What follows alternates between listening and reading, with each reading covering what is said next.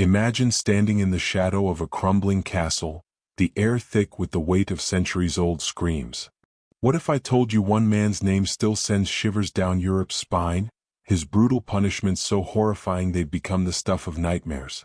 Vlad the Impaler. His legend is no fairy tale. It's a blood-soaked saga of vengeance, power, and terror that haunts us even today. Why does his story refuse to die? Stick with me because we're diving deep into the darkest corners of history to uncover truths that'll leave you speechless. Let's set the scene. It's the 15th century and Europe is a chaotic mess. The Ottoman Empire is knocking at the door, hungry for conquest. Wallachia, a small region in what's now Romania, is caught in the crossfire. This is where Vlad III, known as Vlad Tepes or the Impaler, steps into history. Born around 1431, Vlad wasn't just another medieval ruler. He was a man forged in betrayal, captivity, and a relentless drive to protect his land, no matter the cost. To Americans he might sound like a character from a horror movie, but to Europeans, especially in Romania, he's a complex figure. A hero to some, a monster to others. Picture a young Vlad, barely a teenager, handed over as a hostage to the Ottomans by his own father. Can you imagine the rage, the helplessness? For years he lived among his enemies, learning their ways, their weaknesses, all while plotting his return. That time shaped him, hardened him. When he finally claimed the throne of Wallachia in 1456, he wasn't just fighting for power, he was fighting for survival. The Ottomans wanted his land. His own nobles schemed against him. Vlad decided he'd rule with fear because fear, he believed, was the only language his enemies understood. Now let's talk about the punishments that earned him his gruesome nickname. Vlad's signature method was impalement, a slow, agonizing death where a sharpened stake was driven through the body, often from the base up, leaving the victim to writhe in pain for hours, sometimes days. It wasn't just about killing, it was about sending a message. He'd lined forests with thousands of staked bodies, creating grotesque displays that horrified anyone who dared approach. One chronicler wrote of a Turkish army turning back in terror at the sight of 20,000 impaled corpses rotting along the Danube. Can you picture that? A field of death so vast it broke the will of an empire. But Vlad's cruelty wasn't random. He targeted traitors, thieves, and enemies with surgical precision. In one story he invited disloyal nobles to a grand feast, only to have them arrested and impaled outside the dining hall. Another time he dealt with poverty in his capital by gathering the poor for a lavish meal, then locking the doors and burning the building to the ground. His logic? Eliminate the weak to strengthen the state. To modern ears this sounds like madness, but in Vlad's world it was strategy. He believed a ruler had to be feared to be respected. Let's pause for a moment. As an American you might hear this and think, this guy was a psychopath.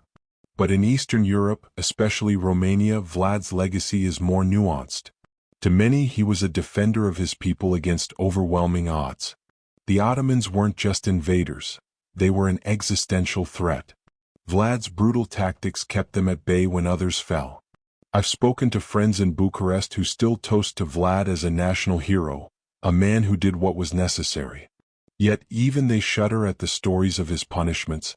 It's this duality, hero and villain, that keeps his legend alive. Let's dig deeper into one of the most chilling episodes, the night attack of 1462.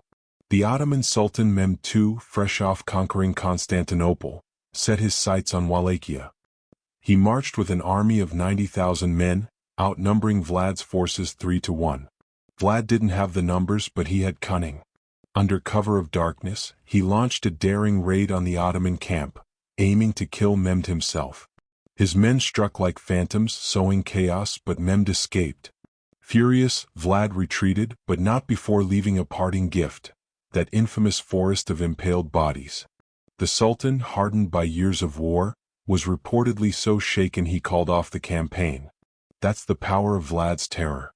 Why did Vlad go to such extremes? Part of it was psychological warfare.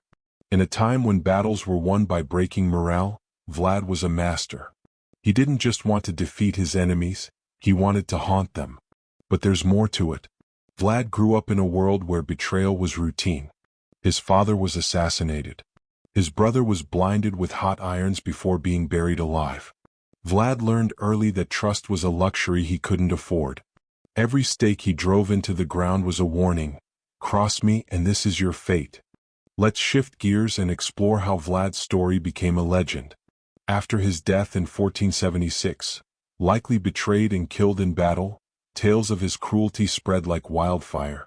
German pamphlets, printed in the early days of the printing press, painted him as a bloodthirsty tyrant.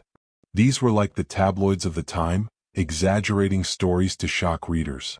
One claimed Vlad dined among his impaled victims, dipping his bread in their blood. Another said he boiled children alive. Were these true? Probably not. But they stuck, especially in Western Europe, where Vlad became a bogeyman. Then came the Dracula connection.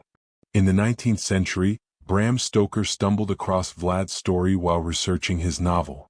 The name Dracula, derived from Vlad's father's title, Dracul meaning dragon, inspired Stoker's iconic vampire.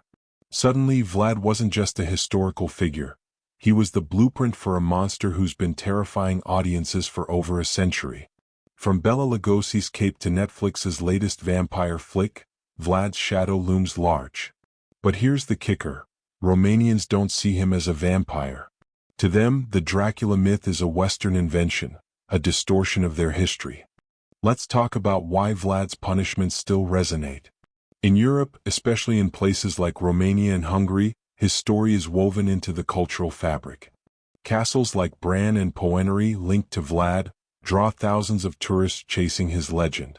I visited Bran Castle once, and the air felt heavy, like the walls were whispering secrets. Locals will tell you stories passed down for generations, how Vlad's enemies trembled at his name, how his justice was swift and merciless. These aren't just tales, they're a reminder of a time when survival meant embracing the darkness. For Americans, Vlad's story taps into something primal, the fascination with true crime and larger-than-life figures. Think about it. Our podcasts and Netflix specials are full of serial killers and warlords. Vlad fits right in, but he's more than that. He's a paradox. Was he a sadist or a savior? A monster or a patriot? This ambiguity is why we can't stop talking about him. Every time a new book or movie comes out, we're drawn back to his world, trying to unravel the truth. Let's consider the broader impact. Vlad's tactics influenced how rulers wielded fear. His psychological warfare predated modern concepts like propaganda or deterrence. In a way, he was ahead of his time, using terror as a tool when others relied on swords. But there's a cost. His brutality alienated allies, and his enemies used his reputation to justify their own aggression. By the time he died, Wallachia was still standing, but Vlad's legacy was a double-edged sword. Hero to his people, villain to the world. Now let's get personal. I've always been drawn to stories like Vlad's because they force us to confront uncomfortable questions. What would you do to protect your home, your family? Would you cross lines, break rules, become the monster to defeat one? Vlad's story isn't just about the past. It's about the choices we make when the stakes are high. I think that's why his legend endures, especially in America, where we love stories of defiance against impossible odds. Let's explore another angle. The myths versus the reality. Historians argue over how much of Vlad's cruelty was exaggerated. Some say the German pamphlets were propaganda, spread by his enemies to demonize him. Others point to Ottoman chronicles, which, while critical, confirm his ruthless tactics. The truth likely lies in between. Vlad was brutal, no question, but he wasn't a cartoonish villain. He was a man of his time, shaped by a world where mercy was weakness. Understanding this doesn't excuse his actions, but it makes him human. Let's take a moment to visualize his world. Imagine Wallachia in the 1400s. Rugged mountains, dense forests, and fortified towns under constant threat. Vlad's capital, Targovist, was a hub of trade but also a target. His castles, perched on cliffs, were both fortresses and symbols of his power. If you've ever been to Eastern Europe, you know the landscape itself feels alive with history. The wind carries echoes of battles, betrayals, and yes, impalements. It's no wonder Vlad's story feels so visceral. Let's dive into a lesser-known story that shows Vlad's cunning. In 1460 he faced a rebellion from the city of Brashov, whose merchants were cozying up to his rivals. Vlad didn't just crush the rebellion, he turned it into a spectacle. He impaled the ringleaders on high stakes, visible from the city walls, and forced the survivors to march to Wallachia to build his fortress. It was a masterclass in control, punish, terrify, and rebuild. This wasn't just cruelty, it was theater designed to cement his authority. Why does this matter today? Vlad's story reminds us how history shapes identity. In Romania, he's a symbol of resistance, much like George Washington or Abraham Lincoln in America. But unlike those figures, Vlad's legacy is divisive. Some see him as a necessary evil, others a stain on history. This tension keeps his story alive in debates, books, and even video games. Every time we retell it, we're wrestling with the same question.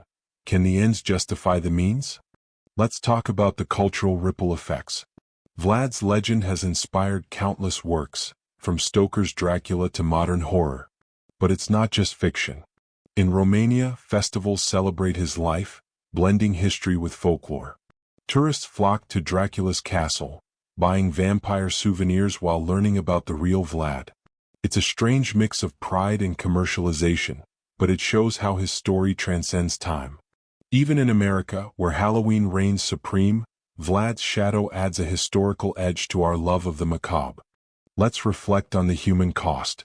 Vlad's punishments didn't just kill, they traumatized. Families lost loved ones to his stakes. Communities lived in fear of his wrath. Yet, his defenders argue he saved more lives by holding back the Ottomans. It's a moral quagmire. As someone who's studied history, I find myself torn. Vlad's actions were horrific, but his context was brutal. Maybe that's why his story haunts us. It forces us to grapple with the gray areas of humanity. Let's bring it back to the present. Why should you, watching this in 2025, care about a 15th century warlord?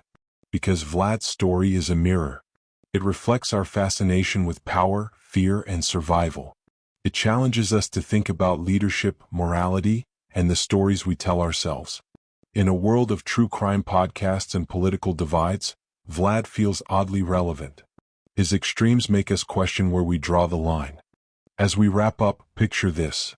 A moonlit night in Transylvania, the silhouette of a castle against the sky. Vlad's ghost doesn't haunt those walls, but his legacy does. Every story, every movie, every shiver down your spine traces back to him. He was a man who turned fear into a weapon, and in doing so became immortal. So what's the takeaway? Maybe it's this: history isn't just about facts, it's about the stories we choose to remember. If this story gripped you, hit that like button and share it with a friend who loves a good historical mystery. Drop a comment. Do you think Vlad was a hero, a villain, or something in between? And don't forget to subscribe because we've got more dark tales coming your way. Want another chilling story? Check out our next video. Nero's pathetic end was worse than you think. Trust me, you won't believe what went down. See you there.